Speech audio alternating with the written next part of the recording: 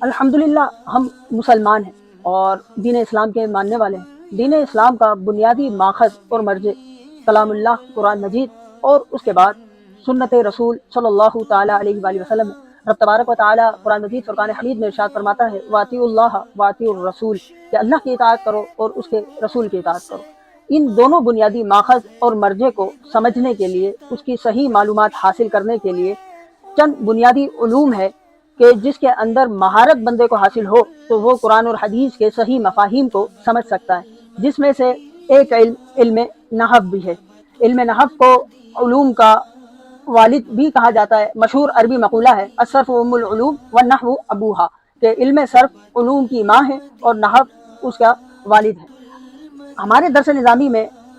علم نحو، علم صرف اور اسی طرح آگے قرآن پاک کے استعارہ، کنایہ، حقیقت اور مجاز کو سمجھنے کے لیے علم بلاغت اور دیگر مختلف کتب پڑھائی جاتی ہیں۔ یہ بیسک معلومات پر مشتمل ہوتی ہے، لیکن آپ نے دنیاوی طور پر بھی دیکھا ہوگا کہ ایک ہوتا ہے ڈاکٹر اور ایک ہوتا ہے سرجن۔ یعنی آپ درس نظامی کر کے نحو کے ابتدائی قواعد اور نحو کی جو معلومات ہے وہ تو حاصل کر سکتے ہیں، لیکن اس کے اندر مہارت حاصل کرنے کے لیے آپ کو مزید علم نحو کی، اسی طرح علم صرف کی، مزید علم بلاغت کی اور دیگر جو علوم ہیں جس کے ذریعے آپ کو قرآن اور حدیث کے صحیح مفاہیم کو سمجھنے کے لیے، پڑھنے کے لیے ان موضوعات پر لکھی گئی کتب کا مطالعہ کرنا ضروری ہوگا۔ آج میں آپ کو چند ایسی ہی کتابوں کا تعارف پیش کر رہا ہوں۔ اگر آپ علم نحو میں مہارت حاصل کرنا چاہتے ہیں تو یہ ایک بہترین کتاب ہے احمد اسکندر صاحب کی کیف تتقن النحو، کہ علم نحو میں آپ مہارت کو کیسے حاصل کر سکتے ہیں، اور علم نحو کا آپ کا علم ہی ہے کہ جس کے اندر عبارت کے آخری لفظ پر کیا اعراب آئے گا، اس کے حوالے سے بحث کی جاتی ہے۔ یہ کتاب بڑی جاندار، شاندار لکھی گئی ہے۔ اس کے اندر نقشہ جات بھی دیے گئے ہیں تاکہ طلبہ سبق پڑھنے کے بعد اس نقشے کو دیکھ کر وہ سبق بآسانی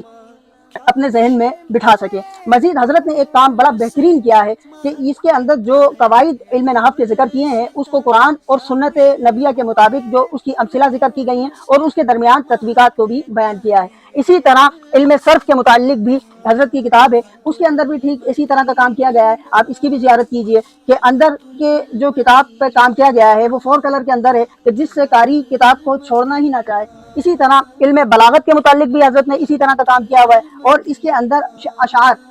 جو عربی کے اشعار ہیں اس کو بھی ذکر کیا ہے تاکہ بلاغت کی جو تطبیق ہے وہ بآسانی آپ کو قرآن میں اور حدیث مبارکہ میں اور عرب کے جو شعراء اشعار کہتے ہیں اس کے اندر سمجھ آئے۔ آپ یہ دیکھیں اس کے اندر کس طرح، کس پیارے انداز کے اندر علم بلاغت کے حوالے سے بھی ذکر کیا گیا ہے۔ مزید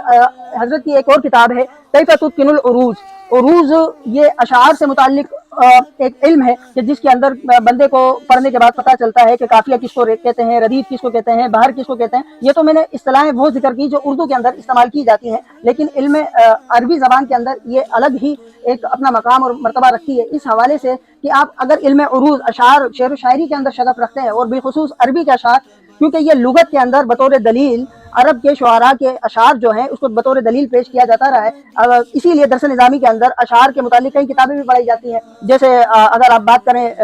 سبع معلقات کی، الحمدللہ وہ بھی درس نظامی میں پڑھائی جاتی ہے، وہ بھی اشعار پر مشتمل ہے۔ اسی طرح ایک ہوتا ہے کہ بندے نے علم حاصل کر لیا، اس کے بعد اس علم کو لکھنا بھی ہوتا ہے تاکہ دیگر لوگ بھی اس سے استفادہ حاصل کر سکیں، لیکن لکھتے ہوئے بسا اوقات اردو کے اندر بھی املا کی غلطیاں آ جاتی ہیں، اسی طرح عربی لکھتے ہوئے بھی املا کی غلطیاں آ جاتی ہیں۔ تو حضرت نے بڑی شاندار کتاب لکھی ہے کہ کیف تتقن الاملا، کہ اگر آپ املا کے اندر لکھنے لکھانے کے اندر مہارت حاصل کرنا چاہتے ہیں تو یہ املا کی کتاب آپ کو لکھنے کے اعتبار سے آپ کے اندر مزید مہارت کو پیدا کر سکتی ہے، اور یہ کتاب بھی بالکل اسی طرح بڑے خوبصورت انداز میں 4 کلر کے اندر شائع کی ہے۔ اسی طرح علم نحو کا ایک بڑی مشہور و معروف کتاب ہے متن اجرومیہ، عالم عرب کے کئی مدارس میں یہ نصاب میں شامل ہے۔ تو حضرت نے اس کتاب کے اوپر بھی ایک باقاعدہ کتاب لکھی ہے کہ علم نحو کا جو متن ہے اجرومیہ، اس کے اندر آپ اگر مہارت حاصل کرنا چاہتے ہیں تو اس کے اندر آپ مہارت کیسے حاصل کر سکتے ہیں، اور یہ حضرت نے جو کیونکہ وہاں پر ابتدائی درجات میں پڑھائی جاتی ہے تو حضرت نے اس کے اوپر واضح طور پہ یہ لکھوایا بھی ہے ٹائٹل پر یناسب المبتدئین، یعنی جو ابتدائی طالب علم ہے وہ اگر نحو کا جو متن ہے اجرومیہ اس کے اندر اگر مہارت حاصل کرنا چاہتے ہیں تو وہ کیسے حاصل کر سکتے ہیں۔ مزید ایک اور کتاب کہ ہم پڑھ لیتے ہیں پھر ہمیں تحقیق کرنے کی جستجو اور لگن ہمارے اندر پیدا ہوتی ہے، لیکن اس کے رائٹر کوئی اور ہیں، تو اس کتاب کا بڑا پیارا نام ہے کیف تکون محققا علی نہج کبار المحققین، یعنی آپ اپنے اکابرین نے جو تحقیق کی ہے اس طریقے پر اگر آپ تحقیق کرنا چاہتے ہیں تو وہ کس طرح آپ کر سکتے ہیں۔ اس پیارے موضوع پر یہ کتاب بھی مکتبۃ المدینہ العربیہ پر دستیاب ہے۔ وہ عربی مقولہ بھی ہے البرکہ مع اکابرکم، کہ برکت تمہارے اکابرین کے ساتھ ہے، کہ وہ